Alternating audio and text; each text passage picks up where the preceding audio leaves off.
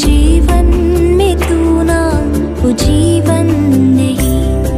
अय्यूब का पुस्तक 38 अध्याय का 39 से 41 वचन तक। क्या तू सिंहनी के लिए आहेर पकड़ सकता और जवान सिंह को पेट भर सकता है?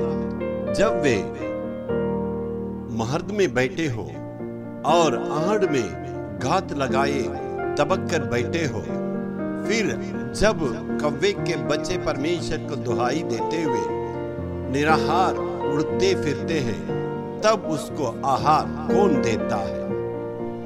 अय्यूब से परमेश्वर ने यहाँ पर प्रश्न पूछ रहा है, इन सब के जानवरों को कौन खाना देता है?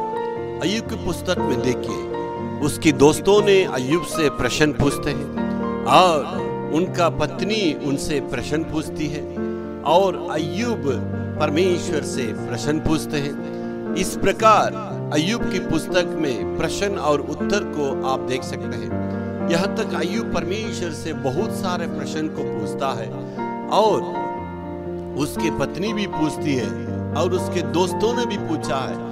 ये सारी बातों में देखिए, आखिरी में परमेश्वर अय्यूब से प्रश्न पूछता है और अय्यूब भी परमेश्वर के पास कुछ प्रश्नों को पूछा और सारे प्रश्नों को उत्तर इस पुस्तक में परमेश्वर देता। इन सारे अध्याय में देखते हैं अय्यूब के सारे प्रश्नों को यहाँ पर परमेश्वर यहाँ साफ साफ उनको उत्तर देता है। अय्यूब देखिए, उनकी जीवन में इतनी समस्याएं हैं, बहुत सारे हालातें बिगड़ चुकी है।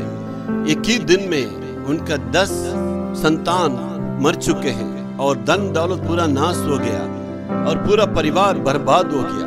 उनके पास ऐसे प्रश्न है, क्यों मेरे जीवन में इस प्रकार सारी समस्याएं, इसका उत्तर क्या है? इस प्रकार वो जब ढूंढता है, उसके बाद परमेश्वर के पास जब आए और सारे प्रश्नों को उत्तर परमेश्वर से पूछ के प्राप्त करने के बाद उनका जीवन को बिल्कुल परिवर्तन हुआ है। मेरे प्यारों, अय्यूब को अभी पूरा समझ में आया ये सारी बातें क्यों उनके साथ हुई है।